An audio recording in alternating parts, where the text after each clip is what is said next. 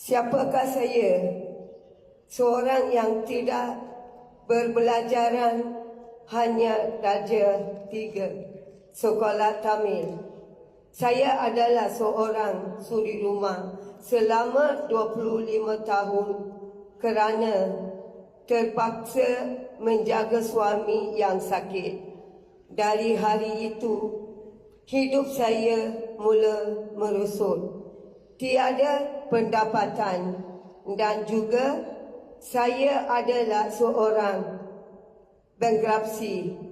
Tidak ada akaun bank, tidak ada pasport dan tidak ada transport. Kenapa saya DBE? Sebenarnya bermula untuk memulihkan suami yang sakit stroke. Tetapi apabila mencuba iVision dari BE International, saya dapat banyak manfaat dan mula berkongsi dengan semua. Mulai viral di TikTok dan saya tekad untuk menolong semua orang dari segi kesihatan dan kewangan. Saya ikut cakap upline sepenuhnya. Saya juga tidak pernah gagal datang meeting dan event. Saya sentiasa berdisiplin, fokus dan buat 3S. Saya juga selalu mengadakan home party dengan tunjuk ajar upline saya.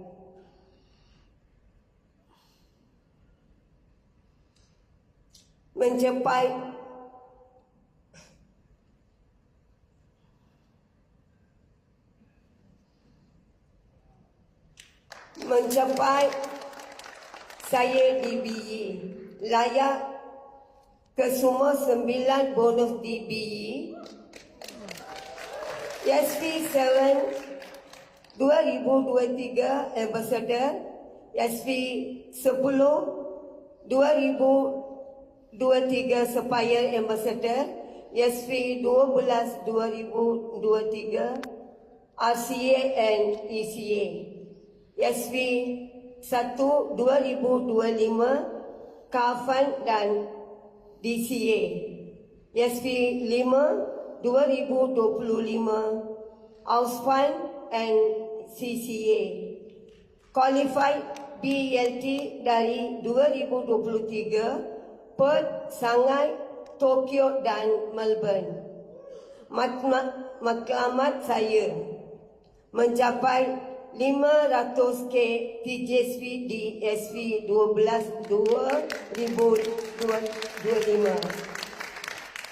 Komplit 139 2 pack di SV 12 2025. 3 CCA dalam rangkaian pada untuk 2026. 1 million TJSP dan RCCA Ogos 2027. Akhir kata, berjuang dengan jiwa yang kuat. Kejar impian, ingat tercapai asal. Terima kasih.